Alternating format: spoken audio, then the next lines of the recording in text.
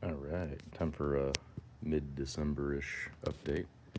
Um, Not too much going on. All the plants are still kind of confused because it's cold and warm, cold and warm, cold and warm. But working on potting up some plants that needed it. I've been neglecting a lot of the red seedlings that I have. They've just been either overwatered, not enough sunlight, um, maybe root bound, and they just start to look like crap. So get to those and they'll flush out and look really good for a while until I neglect them some more later. But yeah, we still got flowers coming in on the scarlet, and even on the Broncovino, we've got a bunch of flowers, and these are about to pop off up here. Looking down here, some of them actually already bloomed. Let's see the little stamens sticking out there. So hopefully they set fruit, and I'll get to try that. I think what else? We got a whole bunch of fruit on the red right now. They're starting to ripen up, and there's like even another wave coming. We had a bunch of flowers popping off. It looked like a fuzzy wool sock like a week ago. So there's probably gonna be a whole bunch of little green orbs kind of in this state and a week or two from now as well. So lots of fruit to eat. Looks like there's a little ladybug on here too. Look at that. Helping out. There's aphids all over this thing, but they're not really hurting the tree. They kind of get on like the fresh. They don't get on the leaves. They get on like the stems of the flowers that connect to the trunk and like the base of the fruit too. It doesn't really affect anything, but I hose them off regularly just so that they don't get their little sticky dew all over the place, which can cause like the black sooty mold. But other than that, they're not really an issue for the plants, I found. Although they can make the new growth look kind of bad. I think this is from cold, but some of these plants have some new growth that look kind of funky, and that's because the aphids got in on that and messed it all up. I'm trying to find some examples, but it doesn't really hurt the plant too bad. Actually, here's the this Transiflora.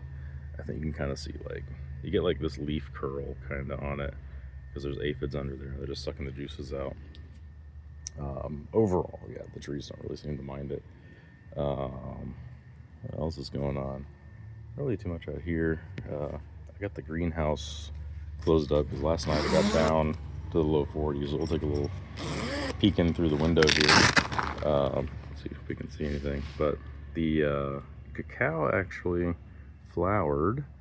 I think they were male flowers because it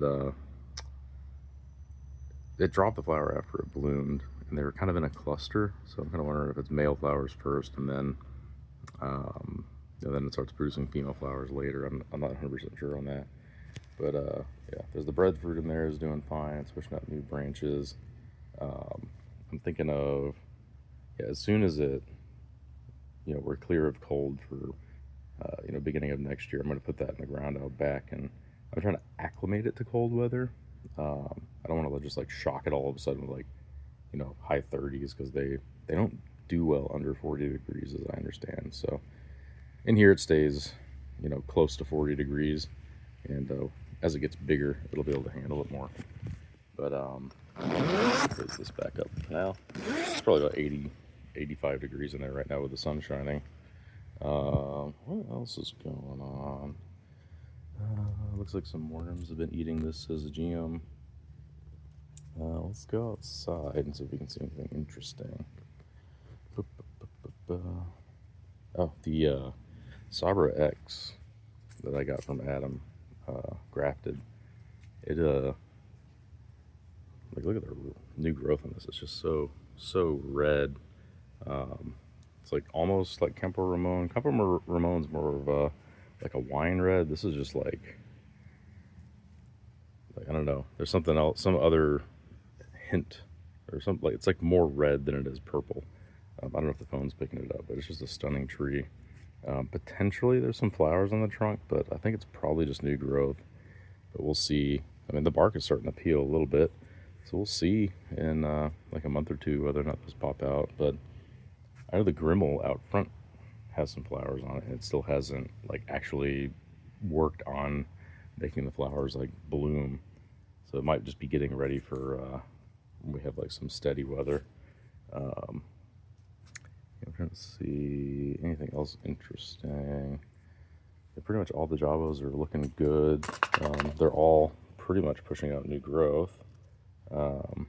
This Cambuca here is pushing out new growth. So yeah, let's go look outside and see what's going on.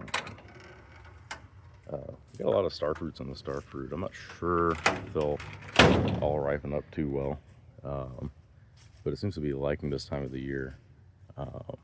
Usually tell like if it's too intense, it kind of like, even now because the sun's out on it, the leaves kind of go like that. They're in that mode right now, but more often than not, this time of the year, it's been looking happy. There's a big old star fruit. Where's that? I can't see the camera because it's like right there-ish. I don't know if it's picking up on the camera, but they've been pretty tasty this year. I had them 2 years in a row and they've not been good. This year, they're actually some of the best that I've had. I wouldn't say they're like an amazing fruit, but I just like having fruit available, so that's why I have a star fruit. Let's see what else is going on. Blackberry jam fruit coming out of its chlorosis since I put it in the ground.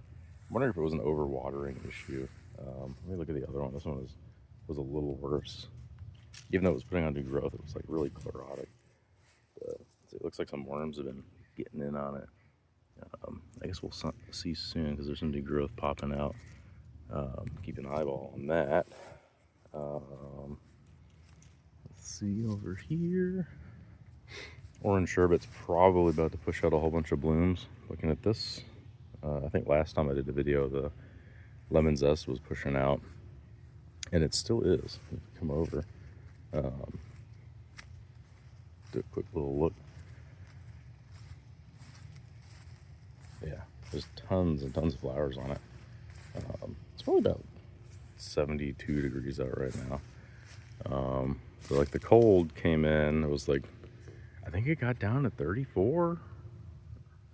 That's what triggered this.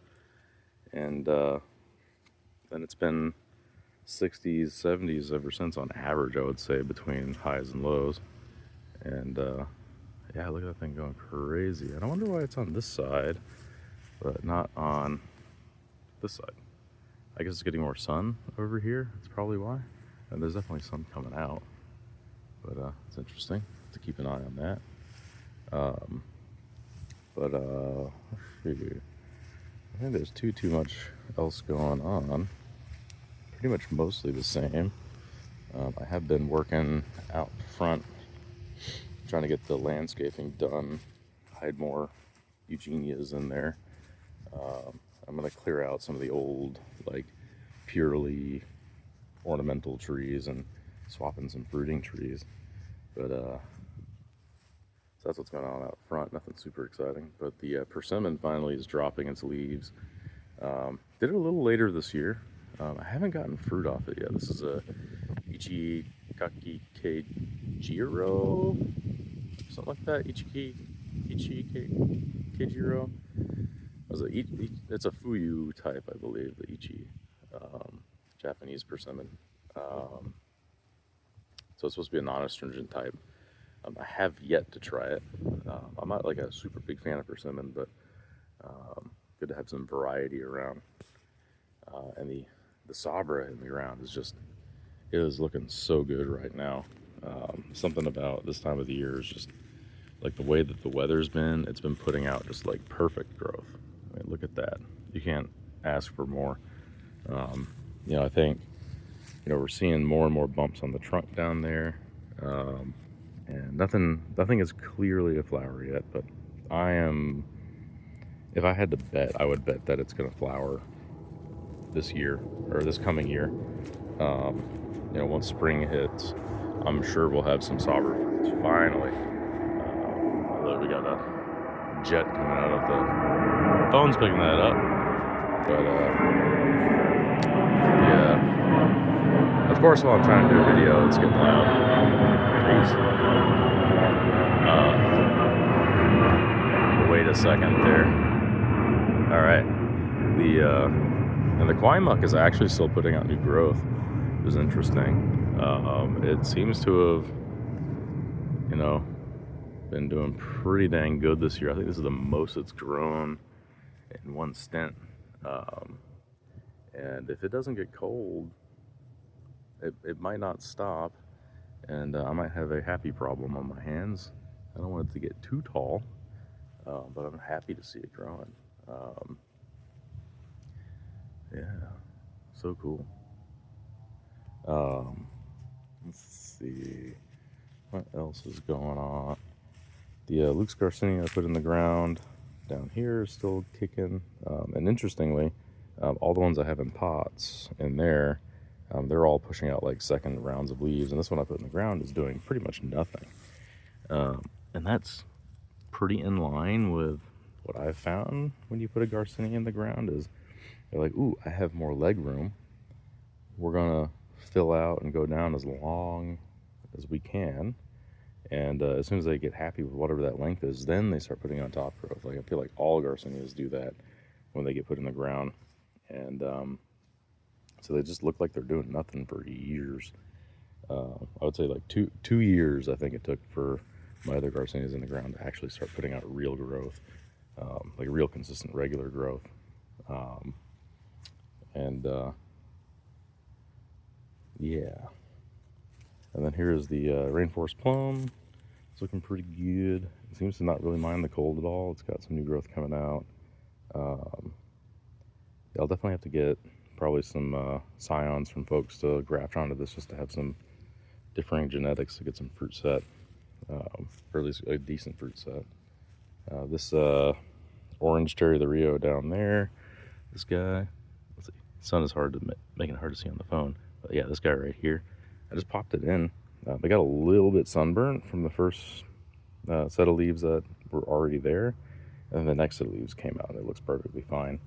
I am gonna leave kind of all this, all these weeds growing in here for now, and as we get a larger plant, we'll move all this stuff out. There's like a pineapple right here. It looks like it had some pups come off of it that I might pull out of the ground right here. Once the cherry of the Rio Grande gets bigger, I'll move it somewhere else. Or, we'll take the pups off of it and delete the previous year pineapple.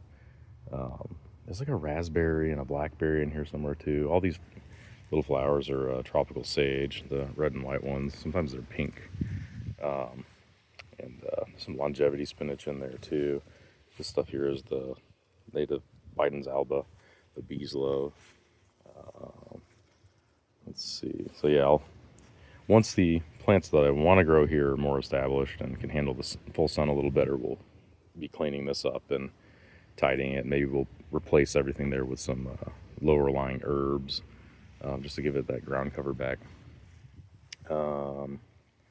Let's see. And then I have this shampoo ginger. I did my first, I pulled up the root, I guess the tuber or corm or whatever. I got it sitting in a bag inside. I'm going to give some to a neighbor.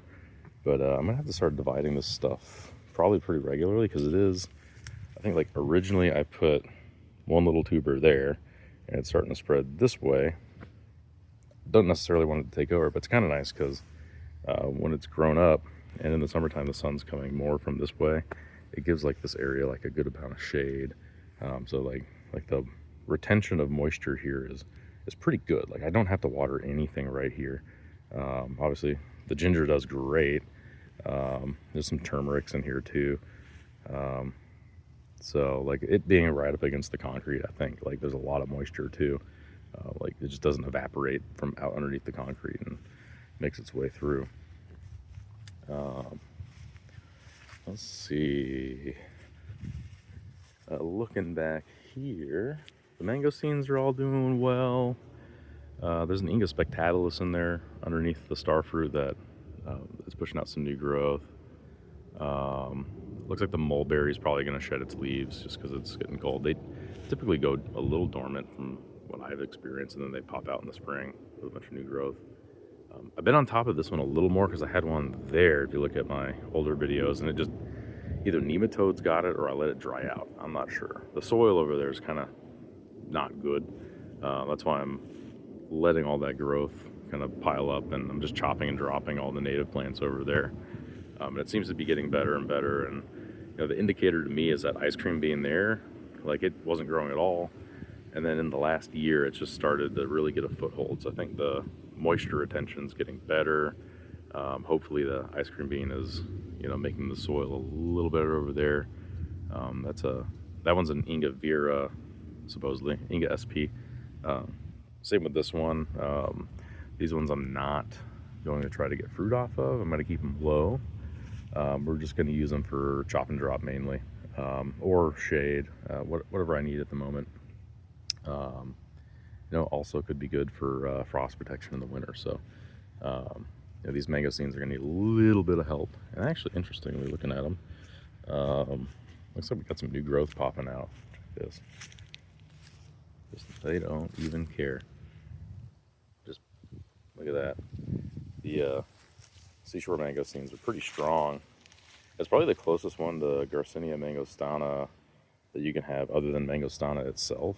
And I think like visually and probably flavor-wise, right? And they seem to just be more tolerant to Florida. Probably why they're more common here. But 9B underneath an oak tree canopy, we're close to 10A, so we're a little warmer, but it does get chilly here. We've seen under 32. They can handle it. I'm sure they wouldn't appreciate a hard freeze for too long, but I suspect that once they're fully mature, with some wind breaks, they'll be fine in 9B. So even with a light frost, I'm guessing. Let's see, is there anything else going on over here? I don't think so. Let's look over here. Got some jabos that I directly sown. They're up here, and they're really enjoying this time of the year. It's got new growth coming out, growing very slow. This thing's probably about 2 or 3 years old, but I don't do anything for it. So that's kind of the experiment back here. It's like, how long is it going to take for me to get fruit off one of these, just by shoving a seed in the ground and just closing my eyes. If I just magically one day have a tree that's producing fruit, great. If that takes 20 years, then oh well, I already have fruiting trees, so it's not a concern, just more of a curiosity than anything.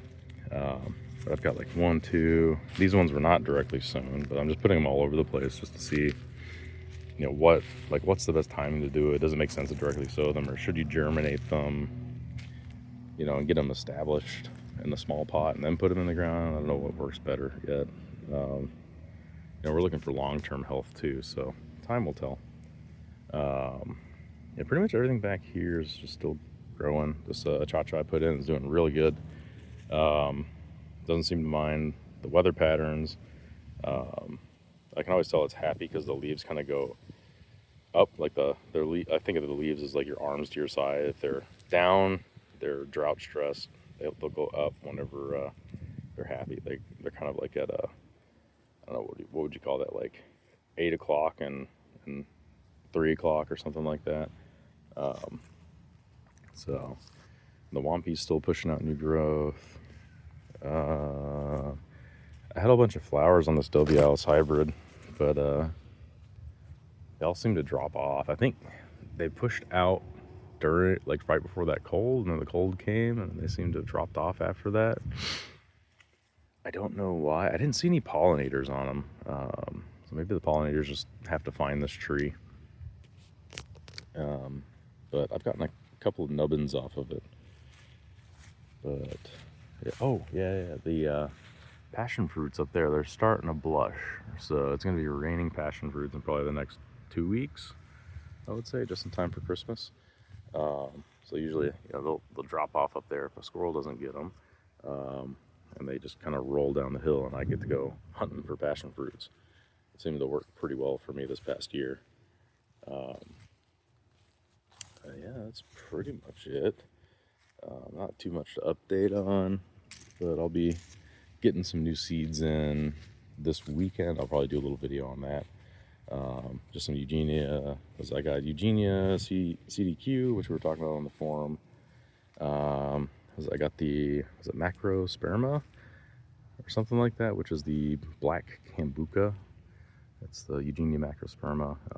They kind of look like a cherry of the Rio Grande meets a magnolia tree. So they've got like cherry of the Rio shaped leaves, but then on the underside it's got that like beautiful bronze color. So I'm gonna try those out as like we'll see how well they do here, and if they do well, could be a really good HOA friendly, like ornamental front yard fruit tree. So that's kind of the idea with that. Got some Merceria tenella seeds, the red variety. Got a Roxa pulpa. I'm trying to think, did I get anything else? Oh, plenty of Oriana lemongrass seeds. So can't make an order from Bellamy without getting at least one of each major Myrtaceae variety. I mean, we can ignore the Syzygium every now and then, but yeah. But let's end it on that note. Oh my goodness. Well, that's kind of morbid. There's oh yeah, nature in action. Something happened to this frog. He is just skin and bone, poor thing. We'll not end it on a morbid note. Let's look at this this seashore mangosteen. How about that? Look at that new growth coming out. Nice, nice. I hope everyone has a better day than that frog. And take care, y'all.